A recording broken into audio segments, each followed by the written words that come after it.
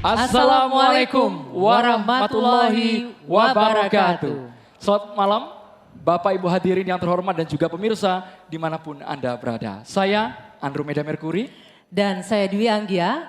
Anda menyaksikan Debat kelima calon presiden pemilu tahun 2024.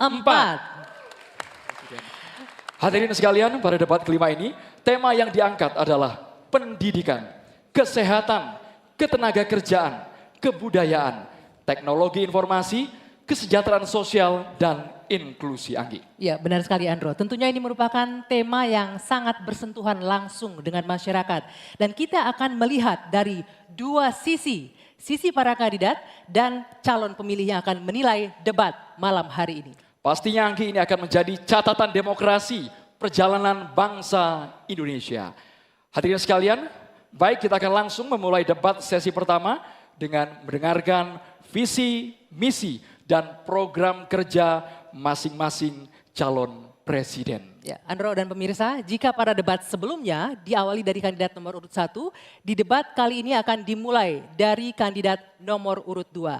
Kami persilakan calon presiden nomor urut 2, Bapak Prabowo Subianto untuk menyampaikan visi, misi, dan program kerja.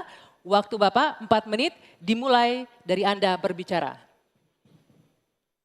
Bismillahirrahmanirrahim. Assalamualaikum warahmatullahi wabarakatuh. Shalom, Om Swastiastu, Namo Buddhaya. Saudara-saudara sekalian, Prabowo Gibran memiliki rencana besar yang kita beri nama Strategi Transformasi Bangsa. Inti daripada strategi ini tentunya adalah meningkatkan kemakmuran bangsa Indonesia dan terutama memperbaiki kualitas hidup manusia Indonesia, seluruh rakyat Indonesia. Salah satu proyek strategis kita intinya adalah memberi makan bergizi untuk seluruh anak-anak Indonesia, termasuk yang masih dalam kandungan ibunya. Dan selama sekolah sampai dari usia dini sampai dewasa. Ini akan mengatasi angka kematian ibu waktu lahir. Ini akan mengatasi kurang gizi anak, stunting. Ini akan menghilangkan kemiskinan ekstrim. Ini akan menyerap semua hasil panen para petani dan nelayan. Ini akan meningkatkan pertumbuhan ekonomi kita. Minimal sekitar 1,5 sampai 2%. Dengan demikian kita mengatasi masalah-masalah fundamental dalam memperbaiki kualitas hidup rakyat Indonesia menuju kepada menghilangkan kemiskinan dari bumi Indonesia. Di bidang kesehatan, kami akan membangun rumah sakit modern di setiap kabupaten dan kota.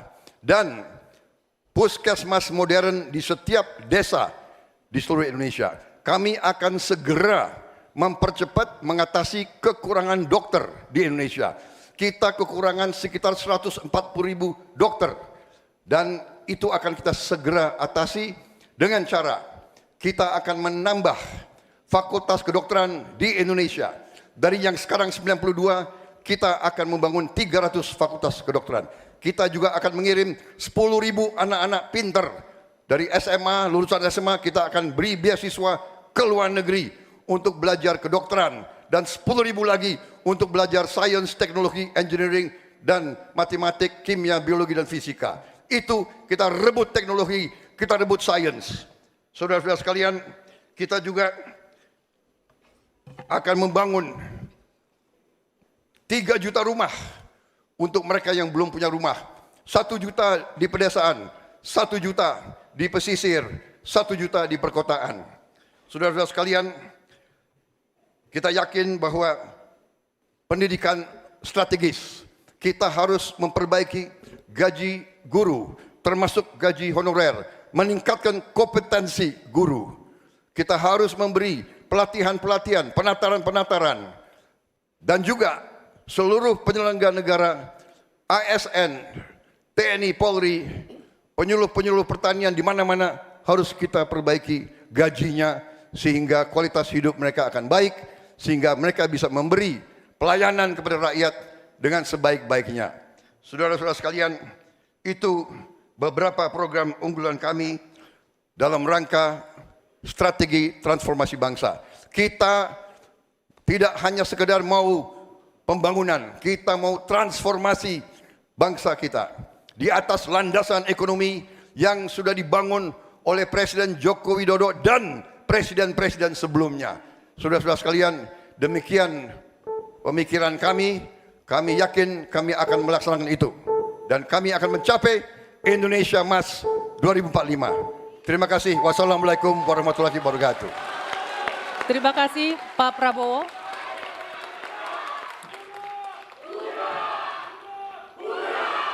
Mohon tenang, Bapak-bapak.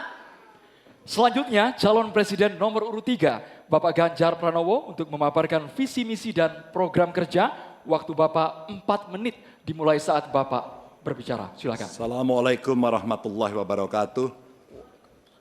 Selamat sore, salam sejahtera untuk kita semuanya. Om Swastiastu, Namo Buddhaya, Shalom, Rahayu. Membangun Indonesia yang beradab, kita mulai dari 3 bagian. Kita punya kepribadian dalam kebudayaan dan itu mesti masuk di dalam jiwa insan Indonesia. Dan tentu saja kesehatan menjadi yang pertama. Preventif adalah sesuatu yang paling bagus. Kita olahraga, makan sehat, dan itu akan membantu dalam politik kesehatan kita akan jauh lebih baik. Dan tentu saja akses kesehatan yang diperlukan di setiap desa. Kenapa Ganjar Mahfud membuat 1 desa, 1 vaskes, 1 nakes? Karena kami ingin mereka mendapatkan yang terbaik. Dan kemudian ibu, anak, lansia, disabilitas, masyarakat adat akan mendapatkan peran yang sama di dalam layanan-layanan kesehatan, di mana di daerah-daerah terisolir mereka membutuhkan akses ini dengan sangat bagus. Kalau itu semua sudah baik Bapak Ibu, maka pendidikan dan kebudayaan mesti kita bangun bersama-sama. Akses pendidikan yang baik, lebih inklusi, kemudian kurikulum yang mantap, dan tentu saja fasilitas yang diberikan harus bisa memberikan akses terbaik untuk anak-anak didik kita, termasuk nasib guru dan dosen. Kalaulah kemudian ini bisa berjalan dengan baik, maka perempuan muda dari Jogja, Mbak Kalis namanya, menyampaikan, Pak Ganjar, perhatikan mereka yang selama ini terpinggirkan. Ada 2 yang utama, kelompok perempuan, dan yang kedua adalah penyandang disabilitas. Tolong betul agar sekolah makin inklusi dan mereka tidak mendapatkan perlakuan yang diskriminatif. Setelah itulah kemudian baru mereka bekerja. Dan tentu saja keterampilan yang dia dapatkan melalui pendidikan yang baik, ini akan mendorong atau bisa merespon lapangan kerja yang sangat terbuka dan upah buruh yang baik. Sehingga kawan-kawan buruh kemarin bertemu dengan saya, tolong Pak, segera review Undang-Undang Cipta Kerja, karena ini yang perlu mendapatkan keseimbangan dengan nasib kami. Dan tentu saja pembangunan ini harus berorientasi kepada SDM atau manusia. Budi pekerti yang baik, sopan, toleran, tidak atikang, atikung, atikuno, sehingga mereka menjadi manusia yang lengkap. Ini bisa berjalan dengan cepat kalau digitalisasi kita lakukan. Infrastruktur teknologi informasinya baik, kemudian tersebar, internetnya bisa cepat, dan mereka akan bisa mendapatkan media yang bagus untuk mengembangkan diri. Tentu saja Bapak Ibu, dalam politik kali ini itu mesti diberikan contoh. Demokrasinya harus lebih baik, demokratisasi berjalan baik, kemudian contoh atau teladan pemimpin yang juga baik, dan tidak ada konflik kepentingan seperti Pak Mahfud contohkan, dia mundur agar ini membangun integritas yang baik. Dan tentu saja keresahan yang muncul baik dari Gusmus, Muhammadiyah, Romo Van Magnis, Gunawan Muhammad, dan kampus-kampus mesti menjadi catatan kita bersama bahwa kita dalam konteks ber-Indonesia, berbudaya, semua dalam koridor yang baik. Dan tentu saja, kenapa ini mesti kita lakukan Bapak Ibu? Karena itulah suara-suara rakyat yang kami dengarkan oleh Ganjar Mahfud ketika kami tidur di rumah penduduk, ketika kami mendengarkan mereka, dan mereka membuka seluruh unek-uneknya. Itulah kenapa kami sampaikan, tuanku adalah rakyat, jabatan ini hanyalah mandat. Wassalamualaikum warahmatullahi wabarakatuh. Waalaikumsalam warahmatullahi wabarakatuh. Terima kasih banyak Bapak Ganjar Pranowo. Nanti waktunya Bapak Ibu semua. Oke, ada waktunya nanti ya, sabar dulu. Baik, selanjutnya kami persilakan calon presiden nomor urut 1 Bapak Anies Rashid Baswedan untuk menyampaikan visi, misi, dan program kerja. Waktu Bapak 4 menit dimulai ketika Anda berbicara.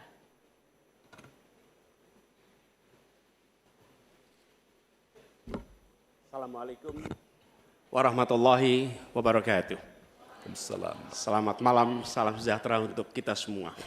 Ibu, Bapak, saudara-saudara sebangsa setanah air yang sangat saya cintai. Persoalan terbesar bangsa kita hari ini, republik kita hari ini adalah ketimpangan, ketidaksetaraan, ketidakadilan. Ketimpangan antara Jakarta dan luar Jakarta, Jawa, luar Jawa, kaya, miskin, desa, kota, pendidikan umum, pendidikan agama, pendidikan kejuruan, dan pendidikan teknis. Ini semua adalah ketimpangan yang hari ini menjadi fenomena membahayakan bagi republik ini. Bahkan di bidang perekonomian, segelintir orang menguasai sebagian besar perekonomian kita. Ketika republik ini didirikan, para pendirinya 60-an orang anggota BPUPKI, mereka adalah orang-orang terdidik, mereka dari kaum yang privilege, tapi mereka mendirikan republik untuk semua, bukan mendirikan republik untuk kepentingan dirinya, golongannya, ataupun keluarganya. Mereka mendirikan ini untuk semuanya. Kekuasaan yang dibangun untuk memberikan kesempatan kepada semua. Sekarang kita jauh dari cita-cita republik ini. Ketika para pendiri itu kaum intelektual, mereka memilih berjuang di jalur politik. Saya berangkat sebagai pengajar, mendapat panggilan tugas di wilayah politik. Kami akan membawa gagasan pendiri republik untuk kembali mewarnai republik ini. Untuk bisa mengarahkan republik ke depan agar kembali pada format awal. Apa masalah hari ini? 45 juta orang belum bekerja dengan layak. Bicara jaminan sosial, lebih dari 70 juta orang tidak punya jaminan sosial. Bicara pendidikan, jauh dari kota, terpencil, masa depan jadi suram. Kemampuan tinggi, kesempatan tidak ada. Sangat frustrasi melihatnya. Kesehatan mental, kekerasan seksual, lebih 15 juta orang jadi korban. Ini problem-problem yang tidak menjadi kepedulian segelintir elit. Ini adalah kepedulian rakyat kebanyakan. Karena itu dalam perjalanan kami 1 tahun, kami menemukan jutaan rakyat yang berbondong-bondong menginginkan perubahan. Mereka membuat poster rakyat, membuat posko rakyat, mendoakan dari tempat yang tidak kita lihat. Poster-poster itu cemerlang karena bukan didanai dari uang dari Jakarta, tapi didanai oleh keringatnya yang jernih hasil kerja kerasnya. Ini adalah keinginan perubahan. Apa yang ingin kita capai? 1, kita akan memastikan hidup sehat dan bila sakit ada pertolongan cepat. Tumbuh cerdas dengan biaya terjangkau. Keluarga sejahtera karena upahnya layak. Dan bila membutuhkan diberikan bansos sesuai kebutuhannya. Bansos plus. Bukan memberikan bansos untuk kepentingan yang memberi, tapi untuk kepentingan yang diberi. Dan warga negara yang bangga dengan negaranya. Karena dijaga budayanya dan etikanya dijaga tinggi. Kita menginginkan persatuan karena ditopang dengan rasa keadilan. Persatuan itu tidak mungkin terjadi dalam ketimpangan. Persatuan membutuhkan rasa keadilan. Karena itu misi kami tegas mewujudkan bangsa yang sehat, yang cerdas, yang sejahtera, berbudaya dan bersatu. Kita menyaksikan begitu banyak orang punya prinsip sopo wani rekoso bakal nggayuh mulyo. Siapapun yang bersungguh-sungguh dalam usahanya pasti meraih kemuliaan. Tapi bila kesempatannya ada, bila kesempatannya tidak ada, menghasilkan frustrasi. Dan kami ketika menjalankan amanat, maka kami akan memegang prinsip ngadek sacekna, nilas saplasna. Konsistensi ucapan dan perbuatan, menjunjung kejujuran dan kearifan. Ini komitmen kami. Fokus pada pembangunan manusia Indonesia, menghadirkan kesetaraan, menghadirkan keadilan. Dengan seperti itu kita ada persatuan. Perubahan saatnya kita kerjakan. Katong bergerak untuk perubahan, untuk seluruh rakyat Indonesia dimanapun berada. Terima kasih. Assalamualaikum warahmatullahi wabarakatuh. Waalaikumsalam warahmatullahi wabarakatuh. Terima kasih Pak Anies. Dan kini silakan kita berikan tepuk tangan dan apresiasi untuk ketiga calon presiden yang sudah menyampaikan visi, misi, dan program kerja mereka. Silakan. Silakan. Baik. Ini pertanyaannya masih tersegel dengan subtema kesehatan. Kita akan membuka dan kami ingatkan kepada calon presiden untuk bisa menyimak baik-baik pertanyaan karena hanya akan dibacakan satu kali. Baik.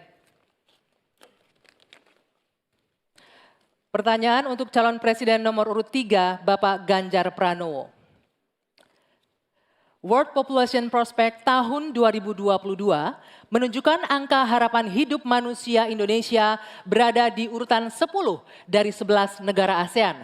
Salah satu penyebabnya, kebijakan program dan anggaran kesehatan lebih berorientasi pada aspek kuratif daripada promotif dan preventif.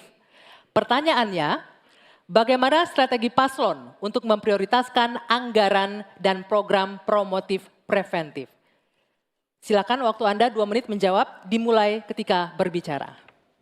Terima kasih. Kalau tadi dalam pembukaan saya sampaikan mesti preventif dan promotif mesti diwujudkan dalam bentuk kepengetahuan kita terhadap kesehatan minimal untuk kita sendiri.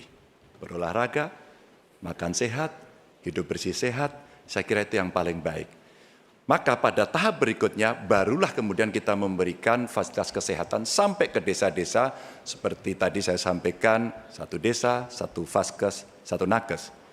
Hanya memang ketika undang-undang sebelumnya mengatur bahwa ada persentase dari anggaran untuk kesehatan mesti diberikan, terpotong kemarin. Rasanya ini mesti dikembalikan.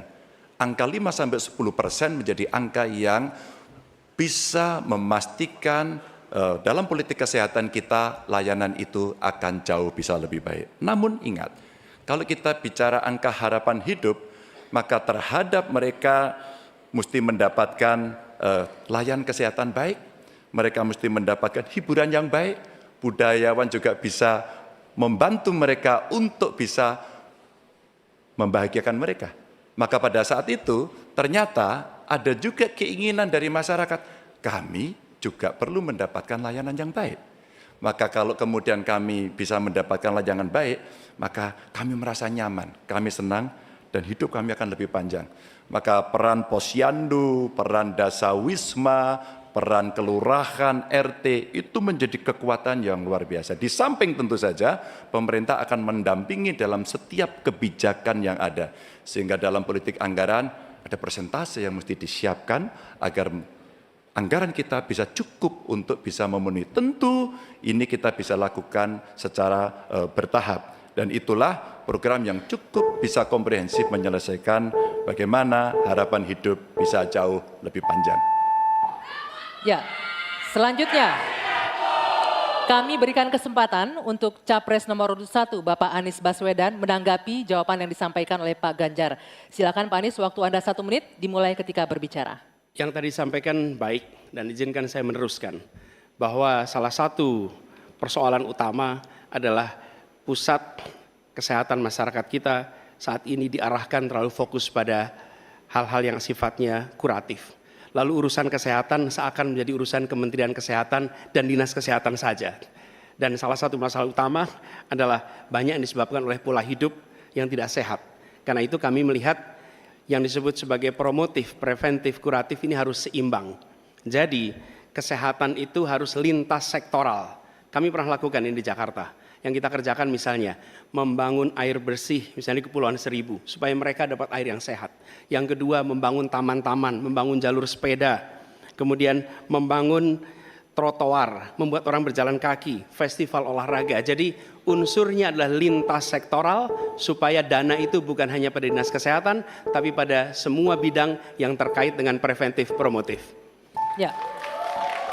Berikutnya kami persilakan Capres nomor urut 2, Bapak Prabowo Subianto untuk menanggapi jawaban dari Pak Ganjar. Silakan Pak Prabowo, waktunya 1 menit. Jadi saya lebih ke arah solutif langsung dan cepat. Masalah kesehatan di Indonesia adalah kurangnya dokter. Kita kurang 140.000 dokter. Itu utama. Bayangkan kalau ada yang kena stroke atau serangan jantung, 2 sebab yang paling besar kematian, di beberapa kabupaten tidak ada spesialis jantung atau spesialis stroke. 2, tidak ada perlengkapan yang memadai. CT scan, PET scan, jarang ada di kabupaten. Ini harus kita atasi dan ini bisa kita atasi. Jadi solutifnya demikian. Dan yang paling penting dalam preventif adalah makan bergizi untuk anak-anak dan ibu-ibu yang melahirkan. Makan bergizi ini meningkatkan daya tahan, imunitas, mencegah penyakit. Ini adalah strategis sekali. Makan bergizi untuk anak-anak Indonesia. Ya, Terima kasih. waktunya Habis, habis. Bapak. Ya. Silakan Bapak Ganjar Pranowo menanggapi jawaban tadi. Silakan direspon jawaban tadi dengan waktu 1 menit. Silakan. Ya, terima kasih. One Health, satu kesehatan untuk semua, dan ini mesti dibicarakan ya manusianya, ya kesehatan hewannya. Karena ada zoonosis juga di sana. Maka kalau kita bicara bagaimana secara holistik, maka kesehatan semesta inilah yang mesti kita ciptakan. Saya masih berprinsip pada preventif promotif itu jauh lebih baik. Kalau tidak kita kobol-kobol, biaya kita akan habis untuk menangani orang sakit. Tapi kalau kita bisa mencegah, maka inilah yang akan bisa membuat manusia bisa hidup sehat. Maka sekali lagi, anggaran pendidikan untuk pencegahan, untuk kesehatan itu bisa kembali pada formula awal, dan yang kemudian kita menciptakan ruang-ruang layanan yang jauh lebih baik, apalagi untuk preventif dan promotif yang bisa diberikan oleh pemerintah. Ya. Baik, selanjutnya kita akan beralih ke pertanyaan kedua, giliran Capres nomor urut 1, Bapak Anies Rashid Baswedan. Untuk itu kami mempersilahkan. Sekali kami ingatkan kepada calon presiden untuk mendengarkan secara seksama, karena kami hanya akan membacakan pertanyaan selama 1 kali. Pertanyaan untuk calon presiden nomor urut 1, Bapak Anies Rashid Baswedan. Kedaulatan teknologi informasi Indonesia terancam.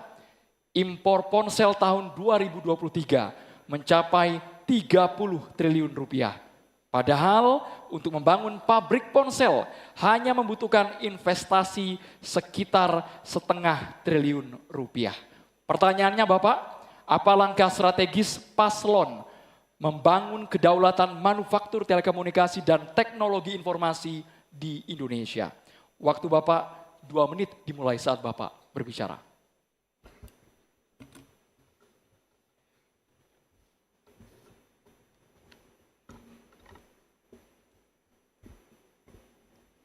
Terima kasih. Kita menyaksikan bahwa kemajuan sistem telekomunikasi dan teknologi informasi itu berkembang amat pesat. Karena itu Indonesia tidak boleh ketinggalan. Dan gagasan kita adalah 1, peningkatan kualitas manusia dan inovasi di sektor teknologi informasi dengan cara pairing, berpasangan, mendatangkan pakar untuk bisa melakukan alih teknologi bersama-sama. Yang kedua, memprioritaskan investasi yang masuk dalam bentuk investasi padat karya yang didukung dengan perbaikan reformasi birokrasi dan pemberantasan korupsi. Ini akan memberikan lowongan kerja untuk masyarakat lokal. Dan ada 3 aspek fundamental, yaitu akses, kecepatan, keamanan. Yang ini menjadi prioritas. Sehingga dengan cara seperti itu, ketika kita mengundang untuk melakukan investasi, kita akan bisa menyiapkan infrastrukturnya. Hal yang tidak kalah penting terkait dengan pembangunan ini adalah perlindungan atas hak intelektual yang nanti akan terkait dengan industri manufaktur yang terkait di sini. Kami memandang investasi padat modal yang seperti ini, padat karya, akan memungkinkan Indonesia untuk lompat lebih cepat. Demikian jawaban kami. Terima kasih. Masih ada waktu Bapak? Masih ada 33 detik? Cukup di sini. Baik.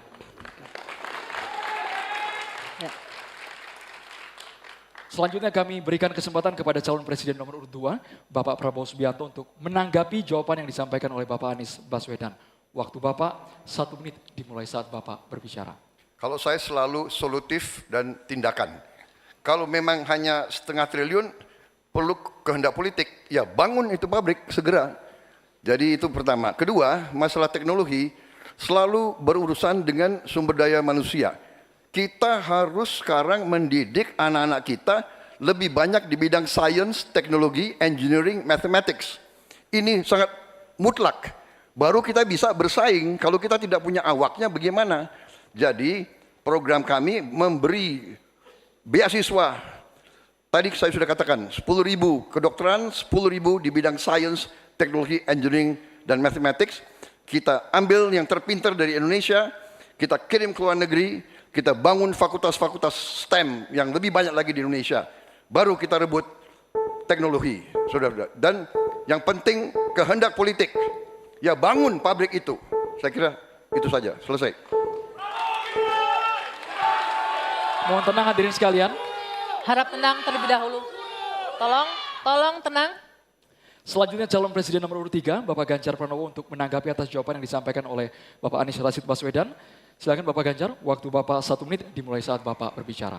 Kita punya industri swasta untuk gadget. Pabriknya ada di Semarang. Harganya terjangkau, lebih murah. Kalau itu bisa masuk e-katalog kita, sebenarnya kita bisa membantu dia. Atau yang kedua, kita bisa menugaskan kepada PT lain. Kalau nggak salah dulu pernah akan dibuat ini. Satu komputer, satu laptop seharga maksimum 1 juta. Sayang, kalau ini tidak kita pastikan tanpa penugasan dari pemerintah, maka tidak pernah selesai. Kalau tidak, pilihannya adalah bergandengan tangan dengan industri yang ada di luar, dengan brand-brand internasional, tapi pabriknya di Indonesia.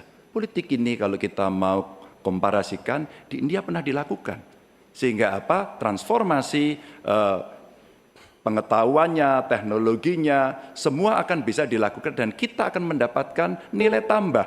Gen kita akan ditambahkan di situ, kita bisa melakukan tindakan-tindakan untuk mencapai kemandirian, sehingga kalau kemudian kita tidak terlalu bergantung. Waktunya bisa. Saatnya calon presiden nomor urut 1, Bapak Anies Rashid Baswedan untuk merespon tanggapan calon presiden nomor urut 2 dan juga nomor urut 3. Silakan Bapak Anies, waktu Bapak 1 menit dimulai saat Bapak berbicara. Tadi saya sampaikan garis besar gagasan untuk kita bisa membangunnya. Ketika sampai kepada kegiatan praktis, maka pendekatannya kolaboratif. Negara adalah regulator dan negara memberikan ekosistem yang sehat. Panggil pelaku yang selama ini terlibat, baik swasta maupun BUMN. Sampaikan ada kebutuhan membangun pabrik telepon seluler. Tanya apa yang dibutuhkan dari negara. Yang dibutuhkan apa? Apakah perizinan? Apakah dana? Apakah keleluasaan pajak? Semua yang menjadi kebutuhan diberikan. Tapi pelakunya tetap swasta ataupun BUMN. Jadi fungsi kita ketika bicara membangun, bukan negara yang membangun, tapi memberikan pada BUMN atau swasta dan yang sudah bergerak di situ, siapkan infrastrukturnya, beri target waktunya, lalu eksekusi, tunggu peresmiannya. Terima kasih. Berikutnya, pertanyaan untuk calon presiden nomor urut 2, Bapak Prabowo Subianto. Untuk itu kami... Ya, ini dia pertanyaannya. Masih tersegel dan kita akan buka. Pertanyaan hanya akan dibacakan 1 kali. Harap disimak dengan baik. Oke. Budaya akan tumbuh berkembang dalam komunitas responsif, yakni tiap individu memiliki ruang kebebasan berkreasi dan tanggung jawab sosial. Undang-undang pemajuan kebudayaan telah terdistorsi oleh birokratisasi dan komersialisasi budaya. Pertanyaannya, apa pandangan dan sikap paslon terhadap komersialisasi budaya dan proses destruktif terhadap tumbuhnya kebudayaan yang responsif? Silakan dijawab Bapak Prabowo, waktunya 2 menit dimulai dari Anda berbicara. Terima kasih. Budaya adalah sangat penting. Budaya adalah karakter bangsa. Tanpa kita membanggakan, menghormati, melestarikan budaya kita sendiri, kita hilang jati diri kita sebagai bangsa. Semua bidang harus kita bantu, kita lindungi. Kami Prabowo Gibran merencanakan ada dana abadi budaya untuk memberi dorongan, dukungan untuk semua aktor-aktor, pelaku-pelaku budaya kita di semua bidang. Ini adalah mutlak bagi kita. Budaya kita sebagai contoh pencaksilat, bela diri, warisan nenek moyang kita. Saya sendiri sudah 37 tahun mengurusi pencaksilat. Belum lagi budaya-budaya lain seperti sendera tari, seperti wayang kulit, wayang orang, wayang golek, dan segala macam musik kita. Ini selalu harus pemerintah, saya agak berbeda, saya tidak ikut faham-faham neolib, bahwa pemerintah bukan hanya regulator, pemerintah di depan, pelopor, intervensi bila perlu, bekerja untuk rakyat, membantu. Dan bidang budaya, pemerintah juga harus di depan, menjaga, melestarikan semua budaya kita di semua bidang. Terima kasih, selesai. Masih ada waktunya? Masih ada waktu Pak Prabowo? Cukup? Baik. Cukup. Silakan, saya persilakan untuk Capres nomor urut 3, Pak Ganjar Pranowo menanggapi jawaban dari Pak Prabowo. Waktunya 1 menit, dimulai dari Anda berbicara, silakan. Kalau benturannya antara budaya dan birokrasi, maka sikap birokrat. Birokrat itu cukup fasilitasi saja, dan para pelaku seni budayawan dialah yang mengerjakan. Maka budaya akan tumbuh dan pemerintah akan bisa melihat bagaimana proses kreatif itu berjalan. Apakah itu nyanyi, apakah itu filmmakers, apakah itu para pencipta, penulis buku, semuanya. Sehingga terhadap mereka perlu dilindungi. Tapi berikan itu kepada mereka agar mereka bisa mengurus sendiri. Kalaulah mereka kemudian berekspresi, pemerintah nggak perlu takut. Masa takut sama pentasnya Butet? Kamu boleh loh pentas tapi nggak usah ngomong politik. Enggak. Pemerintah mesti dikritik, pemerintah mesti waras, pemerintah mesti dalam track. Dan biarkan mereka mengekspresikan dengan seninya, dengan karakternya, dengan budayanya. Dan kita cukup fasilitasi mereka yang akan mengerjakan. Begitu, birokrasi tinggal duduk untuk melihat hasilnya. Ya, selanjutnya kami berikan kesempatan untuk Capres nomor urut 1, Pak Anies, menanggapi jawaban Pak Prabowo. 1 menit, waktunya dimulai dari Anda berbicara. Kekayaan Indonesia adalah justru pada kebudayaannya. Dan kebudayaan itu bukan satu sektor pembangunan, tapi justru seluruh kegiatan pembangunan ini tujuannya adalah membangun kebudayaan. Jadi tujuan dari seluruh sektor pembangunan membangun kebudayaan. Karena itu yang harus dikerjakan pemerintah adalah menciptakan ekosistem yang sehat sehingga para budayawan bisa memunculkan ekspresinya.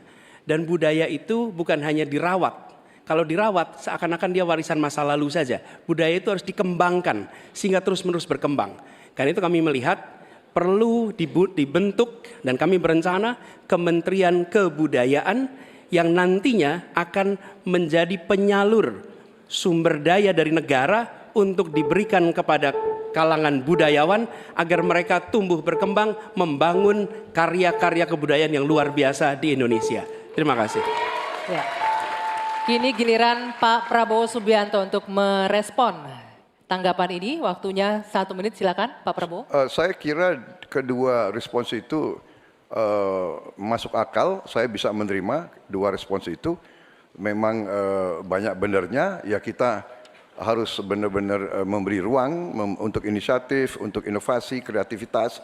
Tapi jelas pemerintah harus tidak ragu-ragu dan pemerintah harus berani untuk juga turun tangan, menjaga situs-situs, membantu museum-museum, membantu istana-istana sultan-sultan kita yang banyak sudah mau roboh. Ini harus kita bantu. Ini warisan budaya, warisan sejarah kita. Hal-hal seperti itu harus kita perhatikan. Tapi saya bisa menerima, saya juga setuju itu. Kalau saya jadi presiden, saya memikirkan Kementerian Kebudayaan. Ya. Kalau ide yang baik dari manapun, saya bisa terima dan saya dukung. Terima kasih. Ya. Oke. Sekarang kami berikan kesempatan untuk memberikan aplaus bagi masing-masing capresnya. Dan kami masih akan melanjutkan mempertajam visi misi dan program kerja calon presiden. Usai jeda di segmen selanjutnya, tetaplah di debat kelima calon presiden pemilu tahun 2024. Terima kasih. Presiden nomor urut 1, Bapak Anies Rashid Baswedan. Tanggung jawab guru dan dosen makin berat, namun kontribusinya kurang dihargai. Meskipun anggaran pendidikan mencapai 20% APBN. Kualitas pendidikan terhambat oleh kecilnya gaji, minimnya fasilitas, dan beban administrasi yang berlebihan. Pertanyaannya, bagaimana komitmen dan apa program yang akan dilakukan paslon untuk meningkatkan kesejahteraan serta kompetensi guru dan dosen? Waktu Bapak 2 menit dimulai saat Bapak berbicara. Terima kasih. Ketika kita berbicara tentang mencerdaskan kehidupan bangsa, maka pendidik menjadi kuncinya. Kita ingin pendidik bisa mendidik anak-anak kita. Karena itu kita harus bertanggung jawab dengan penuh atas kesejahteraan pendidiknya. Agar dia bisa konsentrasi mendidik anak-anak kita. Prinsip itu harus dipegang oleh seluruh penanggung jawab kebijakan di seluruh Indonesia. Kalau kita punya pegangan itu, maka terjemahannya mudah. Terjemahannya adalah pertanyaan, apakah tenaga pendidik di tempat Anda bertanggung jawab sudah mendapatkan penghasilan yang adil, penghasilan yang setara. Jadi masalah-masalah yang kita miliki sekarang, misalnya ada puluhan ribu guru honorer belum diangkat jadi guru P3K. Ada 1,6 juta guru belum tersertifikasi, lalu beban administrasi. Itu semua bisa diselesaikan dengan prinsip tadi, bahwa kita harus bertanggung jawab atas kesejahteraan pendidiknya. Jadi program yang menurut saya harus dikerjakan, kita akan rencana kerjakan adalah percepatan sertifikasi guru. Pengangkatan 700.000 guru honorer menjadi guru P3K. Kemudian beasiswa untuk anak guru dan anak dosen serta anak tenaga kependidikan. Jangan sampai mereka mendidik ratusan anak tapi anaknya tidak pernah bisa menyelesaikan pendidikan sampai tuntas. Kemudian penghargaan dan tunjangan bagi dosen dan peneliti yang berbasis pada kinerja. Dan yang tidak kalah penting adalah mengurangi beban administrasi. Dosen beban administrasinya luar biasa besar. Dosen itu mengajar, meneliti, melalui pengabdian masyarakat. Tapi jangan diberikan beban administrasi yang terlalu besar. Jadi prinsipnya ada nilainya dulu yang kita pegang, kemudian ada turunan teknisnya, teknokrasi yang tadi saya sampaikan, dan kemudian bebaskan dari beban-beban yang tidak perlu. Demikian jawaban kami. Terima kasih. Selanjutnya kami persilakan kepada calon presiden nomor urut 2, Bapak Prabowo Subianto untuk menanggapi atas jawaban yang disampaikan oleh Bapak Anies Baswedan. Waktu Bapak 1 menit dimulai saat Bapak berbicara. Secara garis besar ya, secara objektif saya menilai jawaban-jawaban Pak Anies baik, bagus, relevan. Saya banyak setuju dengan jawaban tersebut. Mungkin maklum beliau mantan Menteri Pendidikan begitu. Siap, Bapak. Tapi enggak, saya sangat sependapat. Saya mau nambahkan bahwa kita harus mengaudit, mengkaji sekarang sistem kita ini baik atau tidak. Karena banyak sekali kebocoran-kebocoran dalam alokasi dana yang diturunkan sampai ke tingkat kabupaten dan sebagainya. Ini menyangkut memang masalah mental dan budaya banyak pejabat-pejabat kita. Jadi kita harus koreksi diri, kita harus audit. Dan di mana masalah sistemik yang kurang baik harus kita perbaiki. Kita harus berani memperbaiki sistem yang kurang baik. Terima kasih. Masih ada waktu Bapak. Selanjutnya kami berikan kesempatan kepada calon presiden nomor urut 3, Bapak Ganjar Pranowo, untuk menanggapi atas jawaban yang disampaikan oleh Bapak Anies Baswedan. Waktu Bapak 1 menit dimulai saat Bapak berbicara. Kalau pendidikan mau maju, maka fasilitas mesti diberikan. Negara harus hadir dan makin inklusi. Nah, ketika kita bicara pada pendidiknya atau gurunya, saya mau bercerita pengalaman saja. Ketika guru SMA, SMK, SLB diberikan pada provinsi, maka pada saat itu yang saya tanya pertama adalah, berapa gajimu? 300.000 Pak. Sungguh tidak adil pemerintah ini. Maka pada saat itu saya sampaikan, kasih gaji sesuai UMP yang ada di Jawa Tengah, UMK yang ada di Jawa Tengah, tambah 10%. Baru kemudian kita dorong proses sertifikasi dan peningkatan kapasitas. Kami punya aplikasi namanya Bolpen. Ini bimbingan teknis online dan pendampingan untuk memberikan bantuan kepada guru memanfaatkan teknologi untuk memberikan pengajaran yang bermutu. Maka ketika praktek baik ini bisa kita lakukan, maka guru akan bisa bekerja dengan baik dan dia mesti dibebaskan dari persoalan administrasi yang menjerat.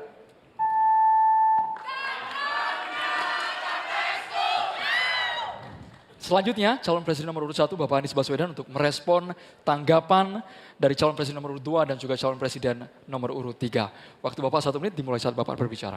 Terima kasih Pak Prabowo, terima kasih Pak Ganjar atas kesepemahaman ya terkait persoalan ini. Dan memang kita harus melihat pengeluaran di bidang pendidikan jangan dipandang sebagai cost, sebagai biaya, tapi pandanglah sebagai investasi. Karena itu negara jangan pelit kalau bicara tentang investasi di bidang pendidikan. Dan jangan pelit kalau sama guru. Jangan pernah kita memberikan yang seminim mungkin untuk guru. Berikan yang adil sehingga mereka bisa konsentrasi. Dan kami cerita sedikit yang kita kerjakan di Jakarta. PAUD, guru-guru PAUD mendapatkan hibah di Jakarta. Kemudian guru-guru agama kita berikan bantuan. Semua guru dan dosen di Jakarta bebas PBB rumahnya. Sebagai apa? Sebagai penghargaan dari negara untuk mereka. Jadi kita berikan dukungan kepada guru dalam artian status, dosen juga begitu, kemudian penghasilannya dan kehormatannya. Pandang ini sebagai investasi untuk Indonesia menjadi negeri yang tercerdaskan. Terima kasih. Baik hadirin dan juga pemirsa, kita beralih ke calon presiden nomor urut 2 Bapak Prabowo Subianto. Ya. Ini soalnya kesejahteraan sosial dan inklusi masih tersegel, Pak. Kita akan segera buka. Pertanyaan hanya akan dibacakan satu kali, mohon disimak dengan baik. Negara beradab adalah negara yang memenuhi hak kelompok rentan, termasuk penyandang disabilitas. Pasal 5 Undang-Undang Penyandang Disabilitas diantaranya mengatur tentang pemberian konsesi dan penyediaan data belum terpenuhi. Pertanyaannya, apa komitmen paslon dalam pemberian konsesi dan penyediaan data penyandang disabilitas? Silakan dijawab, waktunya 2 menit, dimulai dari Anda berbicara. Baik, masalah ini adalah sangat penting dan saya sendiri sudah sejak awal berjuang di bidang politik sebagai Ketua Umum Gerindra. Kami yang mensponsori Undang-Undang Disabilitas. Kami termasuk yang mendorong itu lolos di DPR. Jadi kami juga berkomitmen bahwa kita harus memberi pendidikan khusus untuk mereka, membantu. Saya juga sering mengirim tim-tim olahraga untuk Olimpiade disabilitas, sepak bola disabilitas dan sebagainya. Tapi intinya adalah benar bahwa kita harus lebih berpihak kepada mereka dan kita berkomitmen untuk juga nanti merekrut mereka ini di dalam pekerjaan-pekerjaan yang bisa mereka lakukan di pemerintahan dan juga di komunitas pertahanan. Ada bidang-bidang yang mereka dapat melaksanakan. Ya, sekarang kita juga bekerja sama dengan pihak-pihak luar untuk cari teknologi untuk membantu kaum disabilitas. Antara lain untuk membantu mereka yang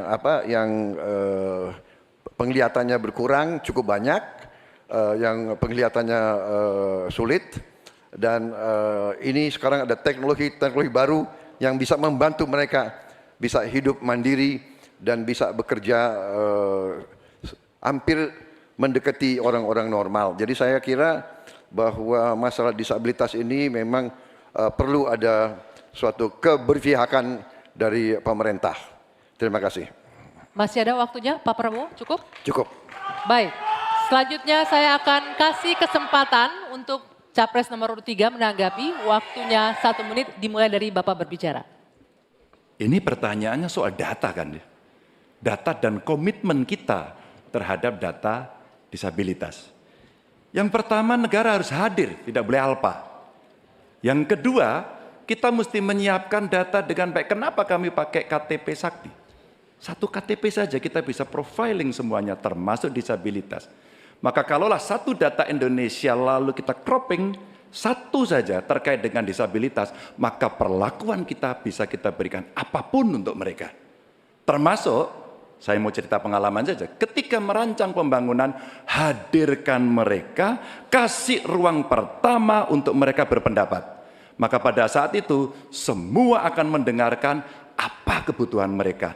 Itulah yang nantinya akan keluar menjadi kebijakan publik, apa yang mesti disampaikan kepada mereka sehingga no one left behind ini diberikan dan mereka akan mendapatkan apa yang dia inginkan.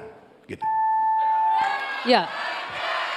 Selanjutnya saya akan memberikan kesempatan untuk Capres nomor urut 1, Pak Anies, menanggapi jawaban dari Pak Prabowo. Waktunya 1 menit, dimulai dari Anda berbicara. Ya, apa yang disampaikan Pak Prabowo tadi baik, izinkan kami meneruskan Pak Prabowo.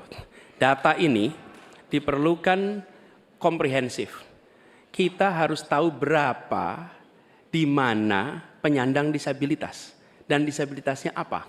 Dan kita harus melihat bahwa membantu penyandang disabilitas itu bukan charity, tapi pemenuhan hak asasinya dan tanggung jawab negara. Karena itu kami mengusulkan, dan ini kami rencanakan, bekerja bersama dengan dinas di tiap wilayah, lalu bekerja dengan Dasawisna PKK yang tahu wilayahnya, mereka diminta mencatat sehingga tiap kabupaten, kota, provinsi memiliki data tentang penyandang disabilitas. Lalu alokasikan anggaran untuk memenuhi kebutuhannya. Ketika dia bersekolah, sekolahnya harus dimodifikasi, maka dinas punya anggaran untuk modifikasi, tidak membebani sekolah. Jadi siapkan datanya, siapkan anggarannya. Terima kasih. Ya, selanjutnya kami persilakan Pak Prabowo untuk merespon tanggapan dari 2 capres ini. Waktunya 1 menit Pak, silakan. Ya, sekali lagi kedua masukannya juga sangat relevan. Ya, saya juga sependapat. Tetapi memang sekali lagi bahwa pemerintah harus lebih proaktif investasi di sekolah-sekolah khusus untuk mereka dan mencoba teknologi khusus. Sekarang sudah banyak terobosan dalam bidang teknologi untuk membantu kaum disabilitas, mereka yang penglihatan kurang, mereka yang pendengaran kurang dan sebagainya. Mereka yang yang tangannya sekarang sudah ada protese-protese yang tangan-tangan buatan dengan artificial intelligence dan teknologi miniatur. Jadi pemerintah harus lebih banyak pengeluaran di bidang membantu kaum disabilitas. Terima kasih. Cukup ya waktunya? Oke, untuk sesi selanjutnya pertanyaan akan diberikan kepada Capres nomor urut 3, Pak Ganjar Pranowo. Berikut ini dengan subtema ketenagakerjaan, posisi amplop masih tersegel. Sekali kami ingatkan bahwa kami hanya akan membacakan pertanyaan selama 1 kali. Mohon para calon presiden untuk menyimak dengan seksama.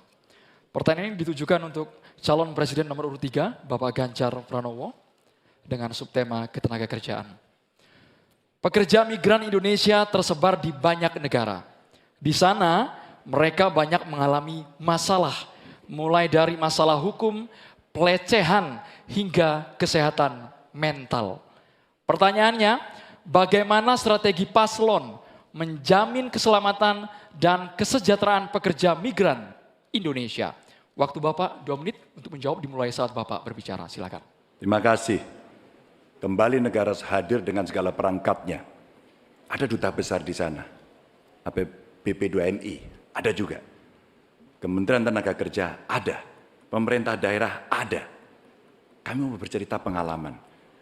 Karena kemarin kami komunikasi dengan pekerja migran kita yang di Hong Kong. Kita live bersama dan mereka menuntut apa yang menjadi pertanyaan ini. Pak Ganjar, apa pelindungan yang diberikan kepada kami? Inilah panic button, inilah nomor telepon dan kalian kalau ada masalah telepon ke situ.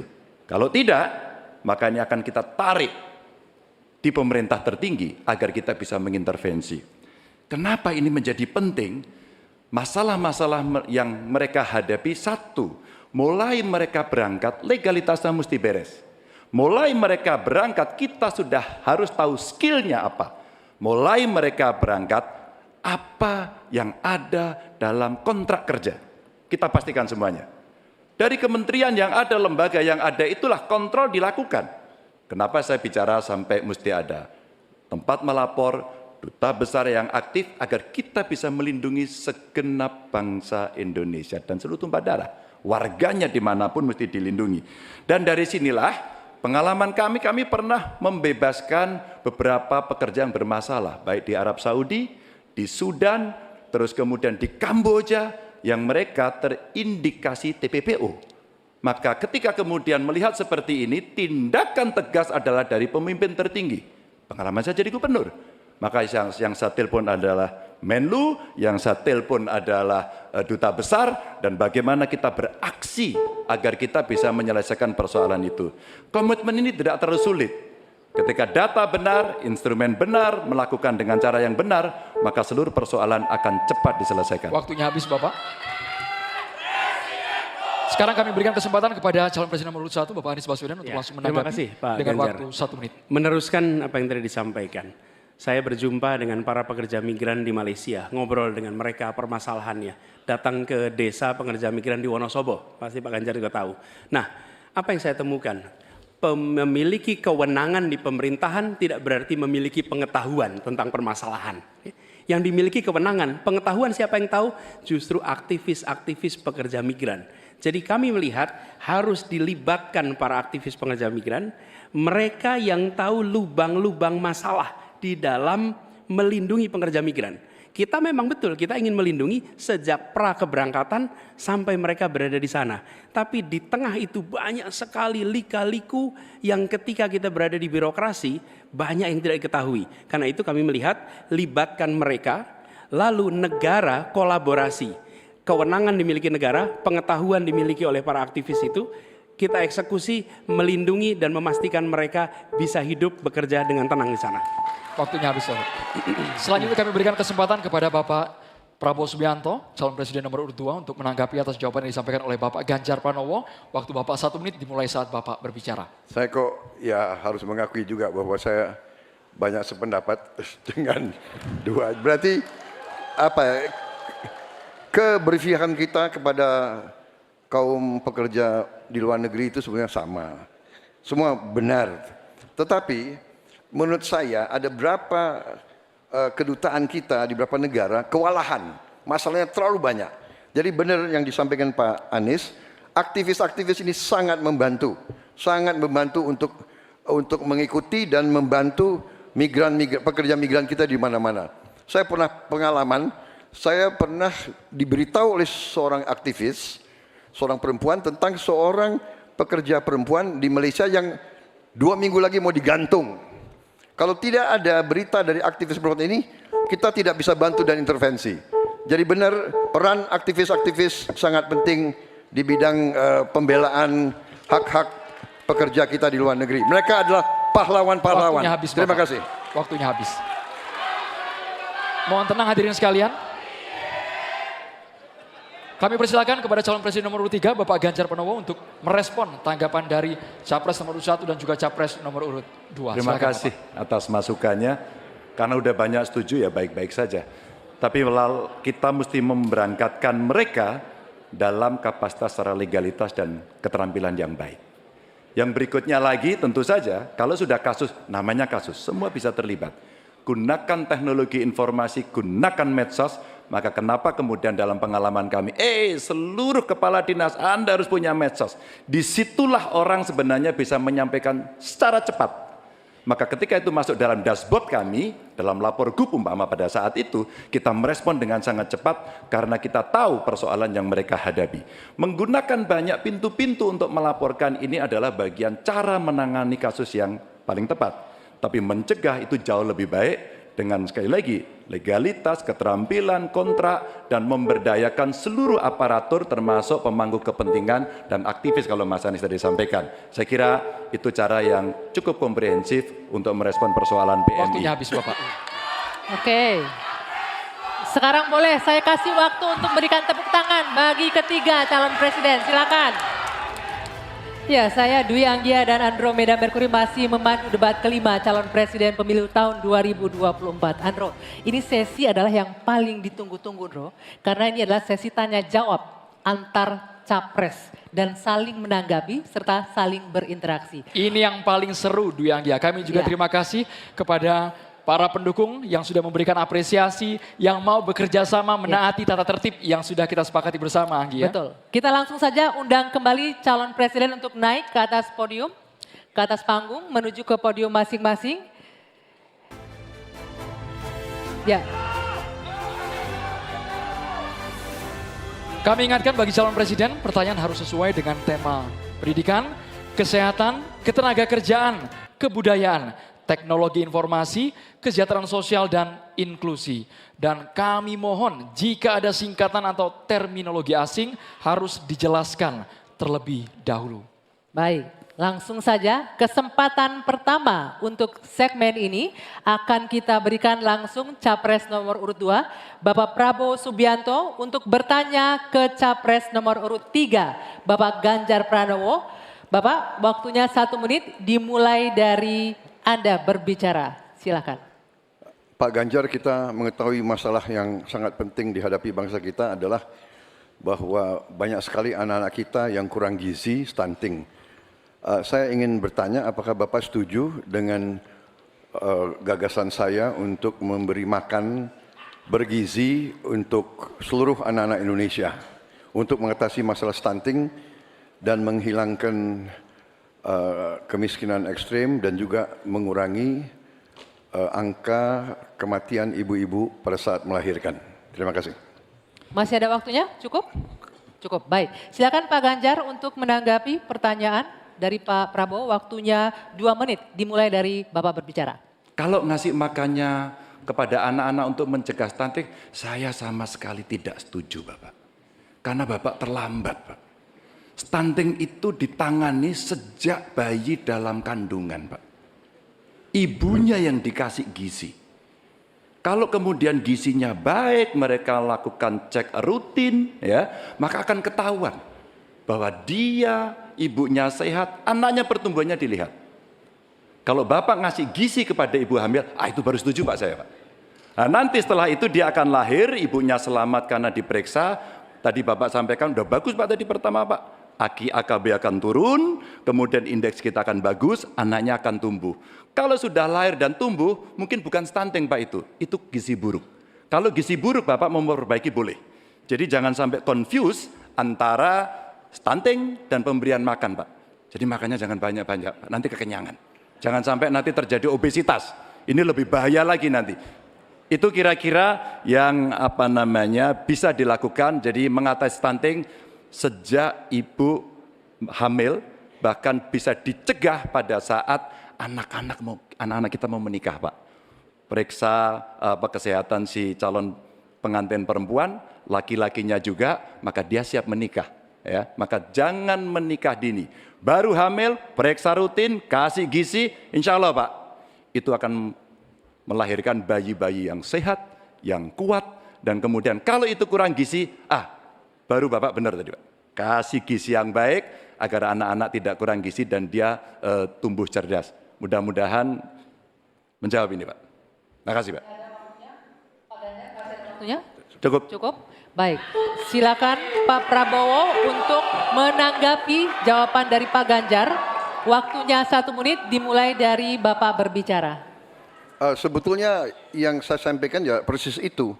Jadi kita belum. Kita program saya, kita beri makan ibu yang sedang hamil.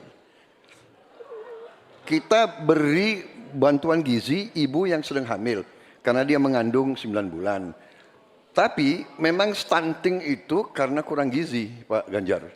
Itu karena ibu dan karena dianya juga kurang gizi, dia stunting.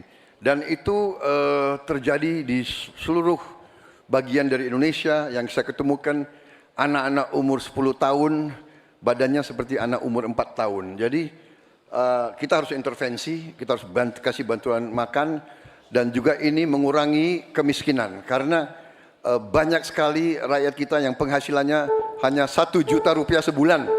Jadi kalau tidak dibantu makan anak-anaknya sangat berat hidupnya. Terima kasih. Ya, cukup waktunya ya. Baik, selanjutnya kami persilakan Pak Ganjar untuk menanggapi jawaban dari paslon nomor 2. Waktunya 1 menit, silakan dari sekarang. Jadi maksudnya Bapak mengkoreksi pertanyaan Bapak ke saya ya tadi ya? Tidak Pak? Oh tidak? Oke. Bapak setuju atau tidak dengan Pak Prabowo, makan siang? mohon ditahan. Saya izinkan kok Berbicara Bapak, di waktunya biar kita saja nanti. berdebat. Karena Silakan. beliau tidak mengoreksi, saya ingatkan aja pertanyaannya. Bapak mau kasih makan untuk mencegah stunting buat anak-anak. Terlambat Pak itu. Maka saya sampaikan Pak, kalau Bapak mau mencegah stunting Pak, sekali lagi Pak, perhatikan proses menikah, Pak. Mulai dari mereka remaja, ya, dan kemudian Bapak mesti lihat, Pak, perempuan Indonesia, remaja Indonesia itu sebagian besar anemia, Pak. Perhatikan itu dulu. Kalau itu sudah, maka dia menikah, perhatikan usianya. 19 tahun usia hari ini adalah menjadi ukuran di mana mereka akan sehat secara mental dan secara fisik. Kalau itu sudah, Pak, diperiksakan semua ke dokter, ke rumah sakit dan rutin, itu akan terjaga dengan gizi yang baik yang ada di sana. Itu pendapat saya. Cukup. Waktunya habis Bapak. Terima kasih. Pak Ganjar. Mohon tenang hadirin sekalian. Sekarang kita ke calon presiden nomor urut 1. Maksud kami nomor urut 3, Bapak Ganjar Pranowo. Bertanya ke calon presiden nomor urut 1, Bapak Anies Baswedan. Waktu Pak Ganjar 1 menit dimulai saat Bapak berbicara. Pak Anies, lagi rame kita mau tanya soal bansos. Karena menurut saya bansos ini adalah kewajiban negara dan rakyat berhak mendapatkannya. Tapi kita punya problem. Karena banyak klaim yang diberikan seolah-olah ini bantuan orang per orang atau kelompok. Padahal kita masih punya. Ada data yang tidak valid, ada cara penyampaian yang tidak benar, ada protes yang kemudian tidak terverifikasi atau terrespon dengan baik. Ini yang menjadi pertanyaan saya kepada Pak Anies adalah, menurut Pak Anies kira-kira, bagaimana tata kelola bansos agar 1, tidak saling klaim, 2, bisa tepat sasaran, 3, tidak menimbulkan kecemburuan-kecemburuan, sehingga inilah satu harapan yang betul-betul bisa diterima oleh rakyat. Silakan. Masih ada waktu Bapak? Cukup. Kami persilakan calon presiden nomor urut 1, Bapak Anies Baswedan, menjawab pertanyaan yang disampaikan oleh calon presiden nomor urut 3, Bapak Ganjar Pranowo. Waktu Bapak Anies 2 menit dimulai saat Bapak berbicara. Ya, terima kasih Pak Ganjar. Pertama, kita harus menyadari bahwa yang disebut sebagai bansos adalah bantuan untuk si penerima, bukan bantuan untuk si pemberi. Karenanya, dia diberikan sesuai dengan kebutuhan si penerima. Kalau penerimanya membutuhkan bulan ini, ya diberi bulan ini. Kalau dibutuhkannya 3 bulan lagi, ya 3 bulan lagi. Tidak usah dirapel semuanya. Okay? Dijadikan sebagai sesuai kebutuhan. Yang nomor 1, yang itulah yang disebut sebagai bansos tanpa pamrih. Kemudian yang kedua, pemberian bansos ini harus tepat sasaran. Artinya diberikan melalui pendataan yang baik, informasi data itu harus akurat, dan mekanisme pemberiannya melalui jalur birokrasi. Bukan dibagikan di pinggir jalan, tapi dibagikan langsung di lokasi menggunakan siapa menggunakan jalur birokrasi. Kemudian yang ketiga, yang tidak kalah penting, ketika kita berbicara tentang bansos ini, harus bansos itu bisa dipastikan mereka yang miskin, prasejahtera itu termasuk di dalamnya. Jangan sampai mereka terlewatkan. Karena itu kami menyusun, ini sebagai bagian dari perubahan, adalah bansos plus. Angkanya ditingkatkan, yang belum masuk masih miskin dimasukkan, dan diberikan bekal pelatihan, pendampingan supaya mereka pelan-pelan bisa mandiri dan hidup lebih sejahtera. Jadi kami melihat ketika sampai kepada bansos, bansos ini adalah atas nama negara. Ketika saya bertugas di Jakarta, semua paket bansos di kerdusnya diberikan label dibiayai APBD DKI Jakarta, bukan dari gubernur, dari uang rakyat lewat APBD DKI Jakarta. Jelas posisinya. Selanjutnya kami mohon kepada calon presiden nomor 3, Bapak Ganjar Pranowo, menanggapi jawaban calon presiden nomor 1, Bapak Anies Baswedan. Waktu Bapak 1 menit dimulai saat Bapak berbicara. Terima kasih. Ya, kali ini pasti setuju dong. Karena proses logic thinkingnya adalah datanya diperbaiki. Ini yang pernah kita lakukan, dan ketika kawan-kawan Kades sudah bersusah payah diberikan ke atas, balik lagi pada data yang sama. Seolah-olah kita abai pada soal data ini, sehingga betul-betul bansos yang diberikan, yang rencananya tadi menurunkan kemiskinan, mengurangi gap, menurunkan kemiskinan oke ternyata, tapi gap tidak. Berapapun besarnya, gapnya tetap tinggi.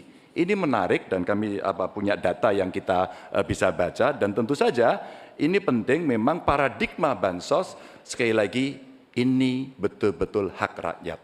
Tugas negara dan pemerintah adalah memastikan itu bahwa ini adalah tepat sasaran dan tepat waktu.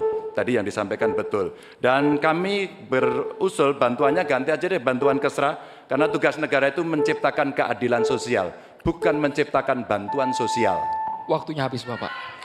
Sekarang Bapak Anies Baswedan untuk langsung menanggapi jawaban dari Bapak Ganjar Pranowo. Waktu Bapak 1 menit dimulai saat Bapak berbicara. Mohon tenang hadirin sekalian.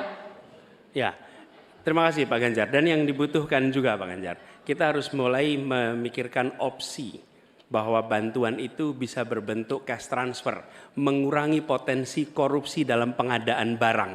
Karena kita tahu pengadaan bantuan sosial itu pada satu sisi memang membantu, sisi lain ini memberikan usaha pada justru usaha-usaha raksasa, karena yang diisikan di situ adalah produk-produk dari perusahaan-perusahaan raksasa. Dan ini yang menurut saya harus koreksi. Bila bantuan itu diberikan langsung dalam bentuk cash, ini salah satu yang perlu kita pertimbangkan. Mereka langsung gunakan sesuai dengan kebutuhannya. Lalu yang soal data. Data ini sesungguhnya bisa dikerjakan bersama-sama. Kami pernah lakukan di situ, pasti sama nih Pak Ganjar, berikan kepada RT, RW, mereka musyawarah mencocokkan siapa dalam daftar itu yang benar, siapa dalam daftar yang keliru. PKK, LMK, kemudian Karang Taruna, RT, RW, mereka bisa membantu. Datanya akurat, dananya dipakai sesuai kebutuhan. Makasih. Waktunya habis Bapak. Ya, untuk sesi selanjutnya kita berikan kesempatan Capres nomor urut 1 untuk bertanya ke Capres nomor urut 2. Kami persilakan Pak Anies untuk bertanya kepada Pak Prabowo. Waktunya 1 menit dimulai dari Anda berbicara. Silakan Pak Anies. Baik, Pak Prabowo yang saya hormati, gagasan yang Bapak bawa dan Bapak gaungkan adalah keberlanjutan. Pertanyaannya kemudian, apakah yang sekarang kurang dari pemerintah hari ini akan dilanjutkan? Asumsi saya tidak. Yang kurang tentu tidak dilanjutkan. Karena itu pertanyaan yang perlu dijawab adalah terkait dengan persoalan perempuan. Bagi kami persoalan perempuan ini sangat penting. Dan karena tadi tidak ditanyakan di dalam dialog tadi, maka saya merasa perlu untuk mengangkat tema ini untuk memberikan kepada kita yang nantinya berada di puncak kepemimpinan nasional, memberikan perhatian yang serius pada persoalan perempuan. Ini persoalan yang mendasar. Pertanyaannya Pak, bisakah Bapak jelaskan apa yang kurang dalam pemberdayaan dan perlindungan perempuan sekarang dan bagaimana mengubahnya? Terima kasih Pak. Ya, cukup waktunya. Silakan dijawab Pak Prabowo. Waktu Anda 2 menit untuk menjawab. Dimulai dari Bapak berbicara. Baik, benar sekali ya, kita benar-benar melihat bahwa peranan perempuan sangat penting dalam kehidupan suatu bangsa, dan karena itu fokus saya adalah tadi ya, membantu gizi makan untuk kaum ibu-ibu yang hamil. Kedua, fokus kepada pendidikan. Saya ingin membangun sekolah-sekolah unggul terpadu di tiap kabupaten, di mana kaum perempuan harus diberi suatu kesempatan yang sama dengan kaum laki-laki, dan ini sudah saya rintis di Universitas Pertahanan, di program-program S1 yang kita buka di 10 prodi di bidang Science, Teknologi, Engineering, Mathematics. Ternyata proporsi perempuan sangat besar. Juga di Politeknik Vokasi di Atambua yang kita buka, justru perempuan lebih besar dari laki-laki di mahasiswa dan mahasiswinya. Jadi memang benar ini kita harus memberi kesempatan terutama melalui pendidikan dan pelayanan kesehatan. Ini saya kira sangat-sangat penting. Kita harus kurangi secara drastis angka kematian ibu yang kita termasuk 10 negara tertinggi angka kematian ibu pada saat melahirkan. Jadi saya kira upaya-upaya untuk kesetaraan gender sangat penting. Juga di bidang politik kita melihat kaum perempuan sudah sangat mengambil peran yang sangat menonjol, dan saya akan mendorong peranan itu di pemerintah yang saya pimpin kalau saya dipilih. Terima kasih. Waktunya habis. Saya berikan kesempatan untuk Pak Anies menanggapi jawaban dari Capres nomor urut 2. Waktunya 1 menit. Silakan dimulai dari Bapak berbicara. Ya, terima kasih Pak Prabowo. Tapi mohon maaf, nampaknya Bapak belum menjawab pertanyaan kami. Karena pertanyaan adalah tentang perlindungan perempuan, yang permasalahan apa dan bagaimana mengubahnya. Mohon nanti sesudah ini mungkin bisa dielaborasi soal perlindungannya. Kami melihat ada 3 hal ketika bicara itu. 1, perlindungan.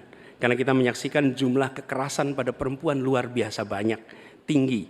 Catatannya ada 3,2 juta kasus selama 8 tahun terakhir ini. Itu yang tercatat, itu yang terlaporkan. Dan perempuan ini harus dimuliakan, harus dilindungi, dan kekerasan pada perempuan tidak boleh disepelekan, tidak boleh dianggap sebagai isu kecil. Dari mulai catcalling sampai kekerasan fisik, itu semua harus ditindak tegas dan kami akan tindak tegas. Kemudian yang kedua, kesetaraan. Yang sekarang bekerja dibangunkan daycare, sehingga bagi ibu yang mempunyai anak bisa ada tempatnya. Yang ketiga, kesejahteraan.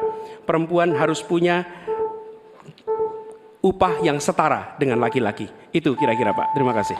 Baik, kami berikan kesempatan Pak Prabowo menanggapi respon dari Pak Anies tadi. Waktunya 1 menit, dimulai dari Bapak berbicara. Tadi Pak Anies kurang tegas membicarakan masalah kekerasan terhadap perempuan dan perlindungan. Oh, kita harus tegakkan hukum. Dalam perlindungan masalah-masalah itu kita tegakkan hukum. Dan itu harus kita tegakkan dengan sekeras-kerasnya. Dan itu sudah menurut saya aksiomatis. Tanpa kita berpikir panjang, memang itu kita harus lindungi seluruh rakyat kita, apalagi kaum perempuan dari segala bentuk penindasan, kekerasan, eksploitasi, human trafficking, dan sebagainya. Jadi saya sangat-sangat mendorong penegakan hukum yang sekuat-kuatnya dan bantuan kepada lembaga-lembaga even non pemerintah, NGO-NGO yang bergerak di bidang perlindungan kaum perempuan. Saya sendiri aktif menyelamatkan kaum perempuan yang bekerja di luar negeri dari tindakan-tindakan kekerasan seperti itu. Terima kasih. Baik, terima kasih. Hadirin sekalian, sekarang waktunya Bapak Ibu di sini untuk memberikan apresiasi kepada para calon presiden. Ya pemirsa, Anda kembali menyaksikan debat kelima calon presiden pemilu tahun 2024. Dan kita masih akan melanjutkan sesi tanya jawab antar calon presiden. Tentu saja masih sesuai dengan subtema malam hari ini, pendidikan, kesehatan, ketenaga kerjaan, kebudayaan, teknologi informasi, kesejahteraan sosial, dan inklusi. Tapi Andro, sebelum kita lanjutkan, saya ingin memberikan apresiasi yang luar biasa, terutama untuk audiens kita malam hari ini yang sangat tertib malam hari ini. Terima kasih banyak Bapak Ibu para pendukung dari 01, Ya. 02 dan juga 03. Terima kasih banyak atas kerjasamanya semua hadirin sekalian. Oke, kita juga akan melanjutkan sesi tanya jawab dan sekali lagi mengingatkan Capres untuk menghindari ataupun kalau menggunakan terminologi dan singkatan dielaborasi terlebih dahulu ya. Kami kembali mengundang para calon presiden untuk menuju ke podium. Pranowo akan memberikan pertanyaan kepada calon presiden nomor urut 2 Bapak Prabowo Subianto. Waktu Bapak Ganjar 1 menit dimulai saat Bapak berbicara. Silakan Pak Ganjar. Pak Prabowo, saya punya program internet gratis untuk sekolahan, untuk UMKM. Tapi ada yang menarik Pak, di Pontianak pada tanggal 20 Januari Bapak menyampaikan bahwa orang yang menginginkan internet gratis itu, maaf ini Pak, otaknya lambat. Padahal biasanya mereka otaknya cemerlang gitu. Di sisi lain ketika Bapak menyampaikan itu, cawapres Bapak bicara IoT, hilirisasi digital, dan banyak program yang sebenarnya berbau digital. Padahal Pak dengan internet gratis dan coveragenya bagus ini bisa mengatasi kesenjangan. Data pendidikan, kesehatan, kemiskinan, hampir semuanya ada. Nah ini dari BPS juga sudah menyampaikan Pak bahwa kondisi ketimpangan digital ini sangat tinggi di tempat kita. Pertanyaan saya kepada Pak Prabowo, setuju tidak Bapak untuk memperbaiki ketimpangan digital ini dan bagaimana caranya? Waktunya habis Bapak. Kami persilakan, sebentar Bapak, kami persilakan kepada calon presiden nomor urut 2 Bapak Prabowo Subianto untuk jawab pertanyaan dari Bapak Ganjar Pranowo. Durasinya 2 menit, dimulai saat Bapak Mungkin berbicara. tidak lengkap yang Bapak dengar ucapan saya. Yang saya katakan adalah yang mana yang lebih penting, internet gratis atau makan gratis untuk orang yang sedang susah, untuk orang miskin, untuk orang kalangan bawah. Itu yang saya maksud. Kalau internet gratis, ya saya setuju, tapi jangan internet gratis lebih dipentingkan daripada makan gratis. Makan ini mutlak untuk rakyat kita. Mereka harus makan, anak-anak harus makan, orang miskin harus makan. Itu maksud saya. Kalau internet gratis bagus untuk ketimpangan digital dan sebagainya. Saya sependapat. Mungkin ada yang lapor ke Bapak kurang lengkap. Saya kira itu mungkin ya. Tapi saya tidak bermaksud bahwa internet gratis itu tidak penting. Tidak. Kalau dibandingkan dengan makan gratis bagi saya strategik mengatasi banyak masalah. Saya kira itu jawaban saya. Terima Masih kasih. ada waktu Bapak? Saya kira saya sudah jawab. Baik. Ya. Selanjutnya kami persilakan. Mohon tenang hadirin sekalian, kami persilakan kepada calon presiden nomor urut 3, Bapak Ganjar Pranowo untuk menanggapi. Inilah jawaban hebatnya dari kalau 1 menit coverage Bapak. internetnya bagus, Pak. Jejak digital tidak akan pernah hilang, Pak Prabowo. Maka statement Bapak yang hari ini mencoba mengklarifikasi rasa-rasanya di publik sudah lewat, Pak. Karena pertanyaan Bapak itu sangat clear dan membandingkan itu. Maka kalau kita berbicara bahwa orang yang pilih internet gratis otaknya maaf lambat, saya kira statement itu sangat sadis. Dan tentu saja apa yang mesti kita lakukan, Pak? Ada kurang lebih 12.000 desa yang masih blank spot. Padahal kita ingin mendigitalisasi banyak hal untuk memberikan fasilitas. Ya pendidikan, ya kesehatan, ya. Dan 2 kementerian ini yang kita siapkan hari ini untuk jadi contoh. Kenapa? Karena relatif datanya lengkap. Kalau kemudian kita ingin membuat negara ini maju jauh lebih cepat. Terima kasih. Kami persilakan kepada Capres nomor 2, Bapak Prabowo untuk menanggapi jawaban dari Bapak Ganjar Pranowo. Waktu Bapak 1 menit dimulai saat Maaf berbicara. Pak Ganjar, saya tegaskan kembali. Dalam konteks internet gratis, kalau dibandingkan dengan makan gratis, mana yang lebih diprioritaskan? Maksud saya adalah makan gratis diprioritaskan. Bukan berarti internet gratis tidak penting. Sama sekali tidak. Saya apabila jadi presiden, saya akan bawa internet gratis ke seluruh desa di seluruh Indonesia. Jelas itu. Tapi makan gratis untuk anak-anak Indonesia dan ibu-ibu hamil itu strategik, itu utama bagi saya. Terima kasih.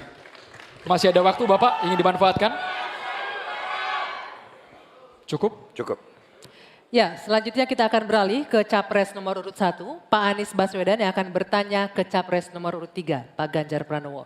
Silakan Pak Anies, pertanyaannya dimulai 1 menit dari Anda berbicara.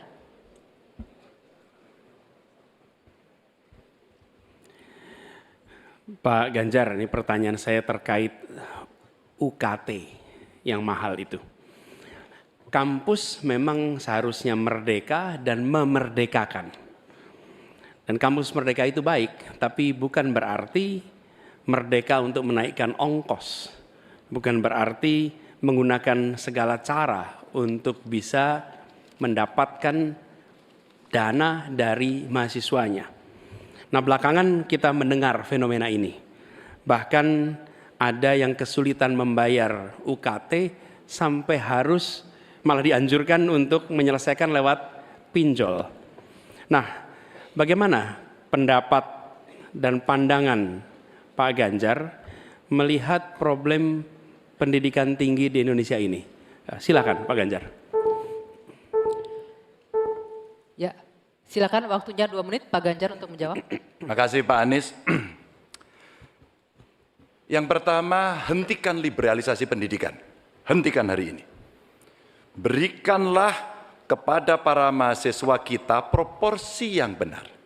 Kenapa Ganjar Mahfud punya program 1 keluarga miskin, 1 sarjana agar mereka tidak direpotkan pada persoalan ini. Dan Pak Anies tadi betul, ikhtiar para mahasiswa hari ini agar dia tetap bisa sekolah adalah ngutang. Dan pinjol ternyata menjadi problem dan saya sepakat kami diskusi beberapa waktu lalu dengan para mahasiswa di Jogja, ini menjadi cerita utama. Pak Ganjar, apa kemudian yang bisa kita dapatkan ketika kemudian kita harus memacu diri agar nasib kami jauh lebih baik? Karena kami tidak bisa mendapatkan akses yang mudah di situ. Saya ingin mengangkat kembali sebenarnya. Dulu era senior-senior saya, senior-senior kita saya kira, termasuk kakak saya sendiri. Dia punya KMI kalau tidak salah waktu itu. Kredit Mahasiswa Indonesia. Dan kalau tidak salah kakak saya sampai hari ini ijazahnya tidak pernah diambil juga. Karena itu dia lulus menggunakan kredit yang sangat murah, diberikan skim oleh pemerintah dan modelnya seperti Yarnen. Bayarnya setelah panen. Panennya apa? Ketika dia sudah lulus.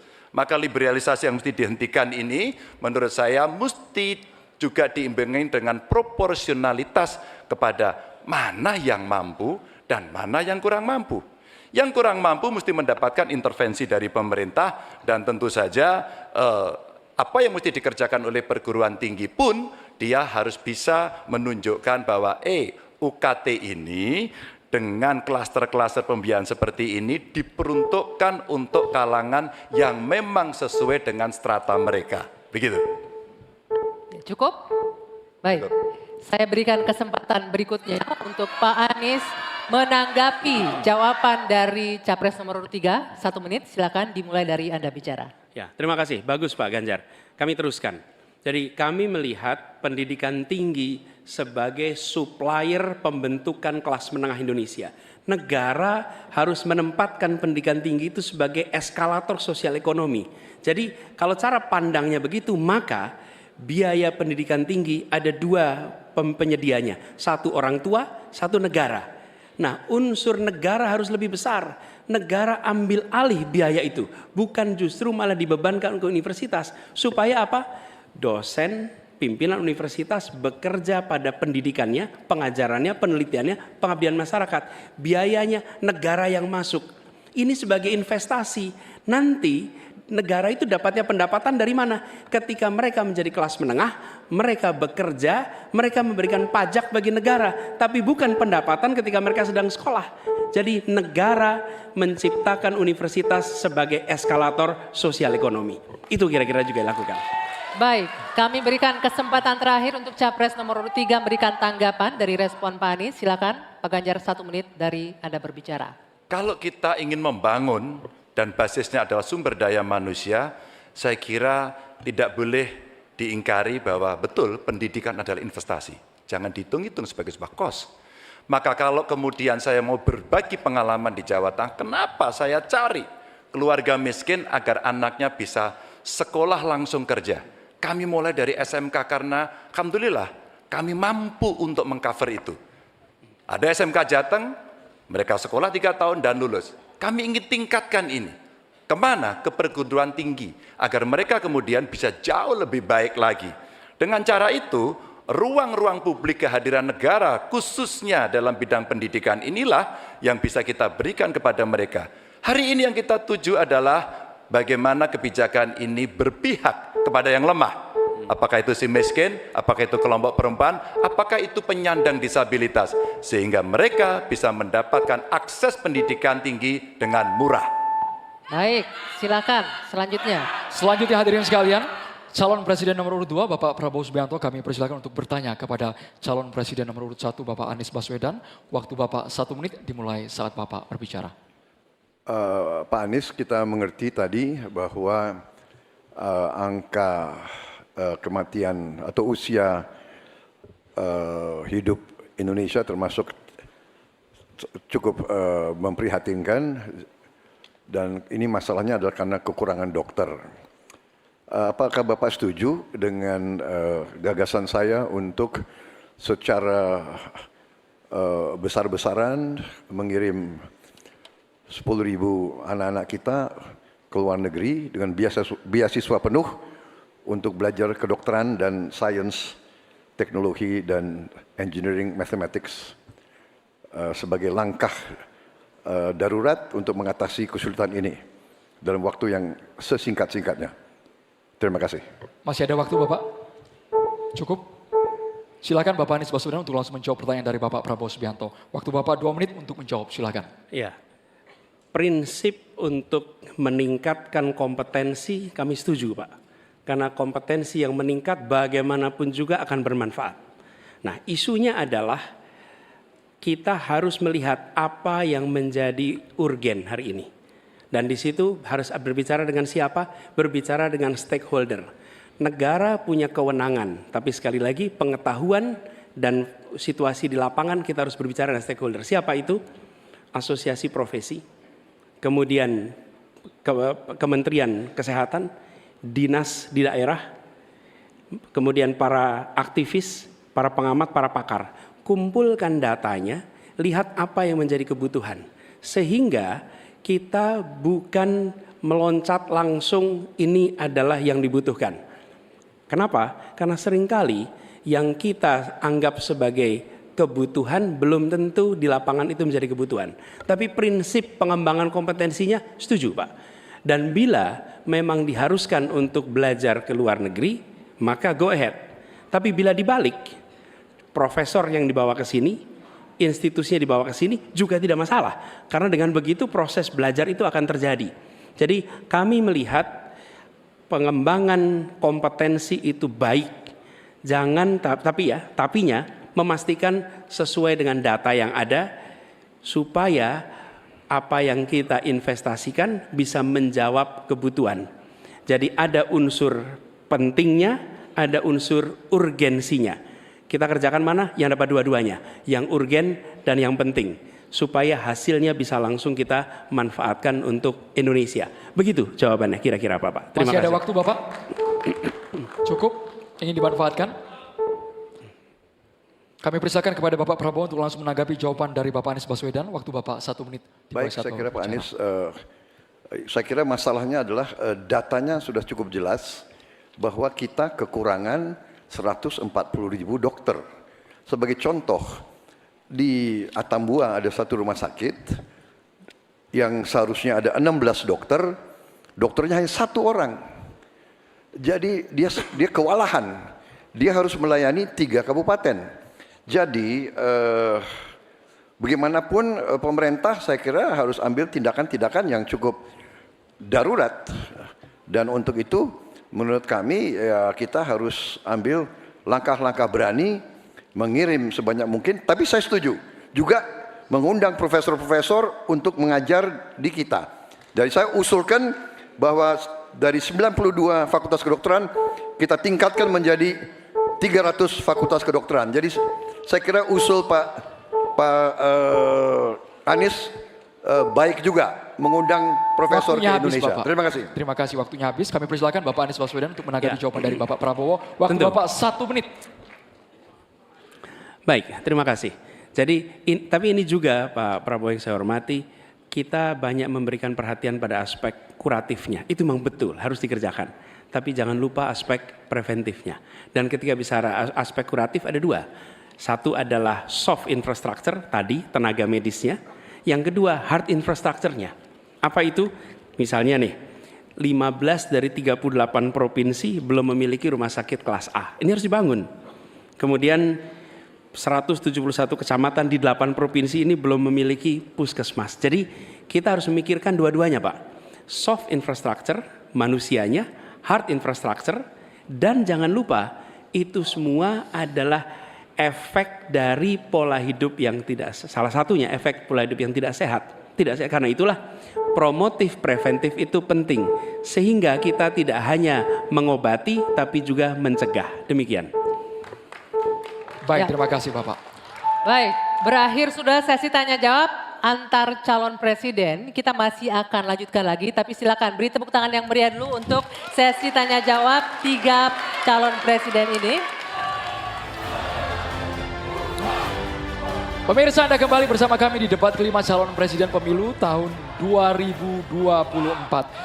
Hadirin sekalian dan juga pemirsa, ini merupakan segmen terakhir di debat kelima malam hari ini. Ya, benar sekali. Dan di segmen ini kita akan sama-sama mendengarkan pernyataan penutup atau closing statement dari ketiga calon presiden.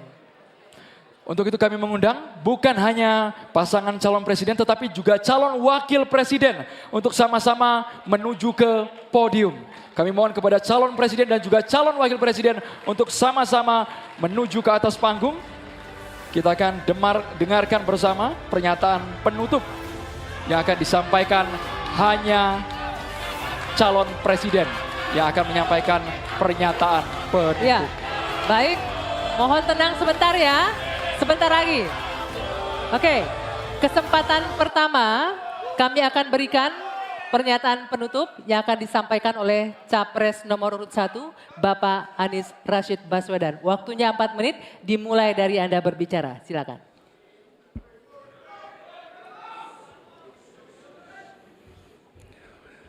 Assalamualaikum warahmatullahi wabarakatuh. Ibu, Bapak, saudara sebangsa yang saya cintai. Selama 1 tahun lebih kami berkeliling Indonesia, berjumpa dengan jutaan rakyat. Mereka datang bukan mengharap bayaran, mereka datang membawa harapan. Mereka menginginkan ada perubahan, kondisi hidup yang lebih baik, bisa lebih makmur. Orang tua yang di malam hari melihat anaknya tidur dalam kondisi miskin, dia melihat sambil membayangkan, akankah anak saya tetap miskin seperti ini kelak? Bisakah mereka hidup lebih baik? Kami berjuang untuk perubahan agar orang tua yang miskin itu bisa melihat anaknya tidur sambil berkata, syukur alhamdulillah walau saya miskin, walau saya kelas menengah, tapi negara hadir untuk membantu anak saya punya masa depan yang cerah. Perjalanan ini perjalanan spiritual bagi kami. Setiap jabat tangan, setiap pelukan membawa pesan. Pesan yang mereka sampaikan sebagai titip. Kami ingin Indonesia yang lebih baik. Kami ingin Indonesia yang lebih adil. Dan kami tahu Tuhan yang Maha Kuasa, Allah Subhanahu wa taala menginginkan kekuasaan yang welas asih, yang cinta kasih. Karena itu kami yakin bahwa Tuhan yang Maha Kuasa, Allah Subhanahu wa taala akan memberikan kekuasaan pada yang dikehendaki. Qul yallahumma malikal mulki tu'ti mulka man tasya wa tanziul mulka mimman tasya. Bahwa Tuhan akan memberikan dan mencabut dari yang dikehendaki. Karena itu kami dalam berjuang menyadari betul cinta kasih, welas asih, ketulusan, keteguhan menjadi bagian dari perjuangan ini. Kami menemukan orang-orang yang bertugas di lapangan bersama kami, TNI, polisi, ASN, kepada mereka kami sampaikan rasa terima kasih yang luar biasa. Dan kami akan perhatikan mereka untuk bisa hidup lebih baik setiap tahunnya nanti. Kita juga menyaksikan ada yang menolak ini, yang hidup dari ketimpangan ini, yang justru merasakan kekuasaan dari ketimpangan ini. Itu yang akan kami lawan. Tapi kami tidak melawan dengan kebencian, kami tidak melawan dengan rasa ketidaksukaan. Kami akan membawa ini dengan spirit Surodiro Joyo Diningrat, lebur dening pangastuti, bahwa segala angkara murka akan kalah oleh kebaikan. Merah putih di atas semuanya. Penghormatan kepada kebinekaan, penghormatan kepada persatuan akan mengantarkan kita, yang kita ikhtiarkan bersama-sama, menjadi Indonesia yang cerdas, sejahtera, sehat. Kesetaraan kesempatan bagi semua, itulah yang kami akan bawa. Setara bagi siapa? Laki perempuan, kaya miskin, kota desa, mereka yang berpendidikan umum, madrasah, pesantren, agama apapun, suku apapun. Dan kami akan tegaskan, negara tidak berdagang dengan rakyat, negara tidak pelit dengan rakyat, negara tidak berpaling dari yang papa, negara yang penuh cinta kasih kepada semuanya, negara yang hadir dengan perasaan yang halus, yang rahman, yang rohim kepada semua, yang merangkul dengan perasaan cinta. Sebagai orang tua bagi anak-anaknya, sebagai abah bagi anak-anaknya semua, yang mencintai semua dengan sepenuh hati, memperhatikan yang paling bawah untuk meningkat kesejahteraannya. Agar apa? Yang di tengah terangkat. Bila yang di bawah terlupakan, yang di tengah pun akan terlupakan, terhimpit. Karena itu pesan yang kami bawa adalah pesan negara yang menyayangi, negara yang welas asih, dan negara yang membereskan soal ketimpangan. Negara yang membereskan soal ketidakadilan. Membesarkan yang kecil tanpa mengecilkan yang besar. Menguatkan yang lemah tanpa melemahkan yang kuat. Mari katong lakukan perubahan. Terima kasih. Assalamualaikum warahmatullahi wabarakatuh. Selanjutnya kita ke calon presiden nomor urut 2, Bapak Prabowo Subianto untuk menyampaikan pernyataan penutup. Waktu Bapak 4 menit dimulai saat Bapak berbicara. Bismillahirrahmanirrahim. Saudara-saudara sebangsa dan setanah air, kita baru saja beberapa bulan ini melaksanakan kampanye yang penuh dengan semangat, penuh dengan kontestasi, kadang-kadang penuh dengan kata-kata yang keras. Tetapi itikat kita baik. Saya kira 3 paslon semuanya ingin yang terbaik untuk rakyat Indonesia. Karena itu, saya atas nama Prabowo Gibran dan atas nama Koalisi Indonesia Maju minta maaf kepada paslon 1, Pak Anies, Pak Muhaimin, dan paslon 3, Pak Ganjar dan Pak Mahfud, seandainya dalam kampanye ini ada kata-kata kami atau perbuatan kami yang kurang berkenan, kami mohon maaf yang sebesar-besarnya. Kami juga mohon maaf kepada KPU seandainya kami juga bertindak yang kurang pas. Keinginan kita adalah untuk berbuat yang terbaik dan kami selalu berjuang untuk yang terbaik. Saudara-saudara sekalian, yang penting kita harus membangun dan menegakkan kerukunan, persatuan, kekeluargaan di antara semua unsur dan semua kalangan bangsa Indonesia.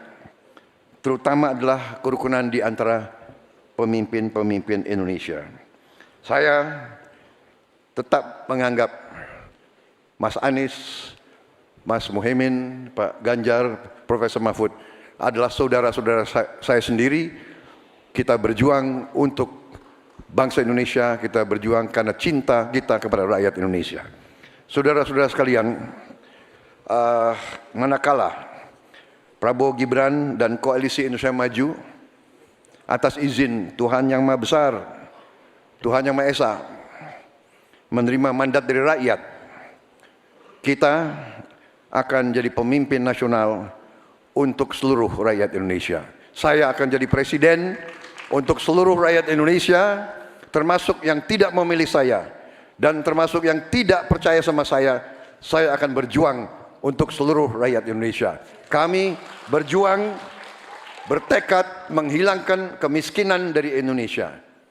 Kami bertekad menghilangkan kelaparan dan kurang gizi bagi rakyat Indonesia. Kami bertekad mengurangi angka kematian ibu-ibu yang sedang melahirkan. Kami berjuang untuk menghilangkan korupsi dari bumi Indonesia. Kami berjuang untuk perdamaian bagi rakyat Indonesia dan bagi bangsa Indonesia.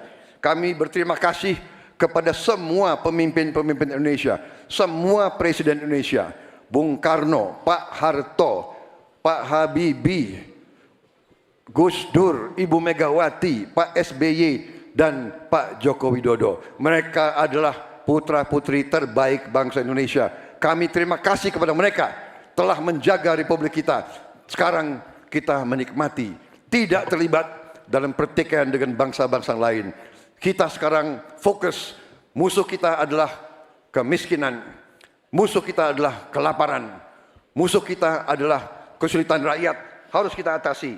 Kita membangun Indonesia kuat, adil, makmur, aman untuk semua, adil untuk semua, makmur untuk semua. Wassalamualaikum warahmatullahi wabarakatuh.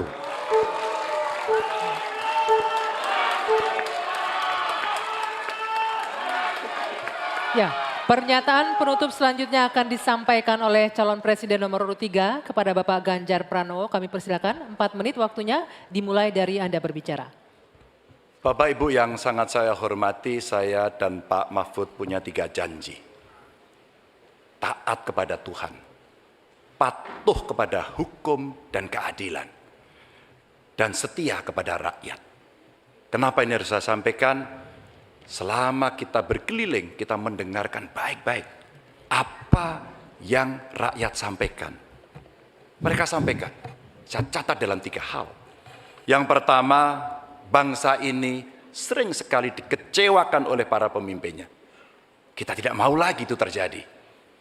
mulai dari fasilitas kesehatan yang tidak terpenuhi, mulai dari pendidikan yang tidak inklusi, lapangan kerja yang tidak bisa menjangkau lebih banyak orang, atau barangkali bagaimana 1000 kehidupan pertama untuk mencegah stunting itu mesti betul-betul dilakukan agar bangsa ini punya investasi besar terhadap SDM yang ada di Indonesia. Itu janji yang harus ditepati. Kita tidak boleh lagi membiarkan kekecewaan itu terulang dan kemarahan rakyat kemudian muncul, lalu mereka menjadi apatis. Dan kali ini beri suara Anda kepada calon yang konsisten, yang visioner, yang mampu mendengarkan rakyat, negarawan, reformis, dan tidak punya persoalan. Selanjutnya, kita harus menjaga proses politik demokrasi dengan baik. Kita mesti melawan politik dinasti itu yang didukung oleh mereka yang statementnya sangat terbuka, menguasai 1/3 kekayaan Indonesia. Sungguh-sungguh rakyat merasa terluka karena statement itu. Dan yang mengutamakan kepentingan keluarga menjadi di atas kepentingan segalanya. Hari ini kampus berbicara, masyarakat sipil berbicara, dan kita sedang diingatkan agar trek demokrasi bisa berjalan dengan baik. Dan jangan biarkan KKN subur kembali di Indonesia. Kita mesti tegas untuk menegakkan hukum. 5 tahun yang lalu dalam debat Capres 2019 saya tim kampanye Joko Widodo. Beliau menyampaikan dan kita diingatkan untuk tidak memilih calon yang punya potongan diktator dan otoriter. Dan yang punya rekam jejak pelanggar HAM. Yang punya rekam jejak untuk melakukan kekerasan. Yang punya rekam jejak masalah korupsi. Saya sangat setuju apa yang beliau sampaikan. Agar kriteria ini menjadi pegangan kita semua dalam memilih pemimpin. Dan yang ketiga, saya berjanji bersama Pak Mahfud jika terpilih bersama Pak Mahfud memimpin Republik ini, kami tidak akan mengecewakan rakyat. Rakyat merupakan sumber energi kami, ruang-ruang terbuka yang mesti diakomodasi. Mereka adalah detak jantung kami. Mandat rakyat adalah amanah suci buat kami. Dan bismillahirrahmanirrahim, kita mulai sebuah era baru Indonesia, era di mana tidak satu rakyat pun ditinggalkan. No one left behind. Dan kita memasuki era gotong royong menuju Indonesia unggul. Dan terima kasih kepada seluruh rakyat Indonesia yang telah memberikan inspirasi, menitipkan harapan kepada pundak kami berdua untuk memilih nomor 3, Ganjar Mahfud. Dan insya Allah Indonesia pasti lebih baik. Terima kasih untuk kawan-kawan partner saya, pasangan nomor 1 dan 2. Kami senang hari ini kita bisa berdiskusi, bisa berdebat, dan kita berada pada posisi yang sama-sama saling menghormati. Terima kasih rakyat untuk Indonesia yang lebih baik. Wassalamualaikum warahmatullahi wabarakatuh. Itulah pernyataan penutup dari masing-masing pasangan calon. Kami mohon kepada ketiga pasangan calon presiden dan juga calon wakil presiden untuk tetap berada di atas panggung. Kami juga mengundang Ketua KPU, anggota KPU, Sekretaris Jenderal KPU untuk menuju ke panggung. Bersama-sama kita akan Tenang sebentar, menyanyikan. belum selesai. Tenang, Hadirin sekalian kami mohon tenang. sebentar. Kita akan langsung sama-sama menyanyikan.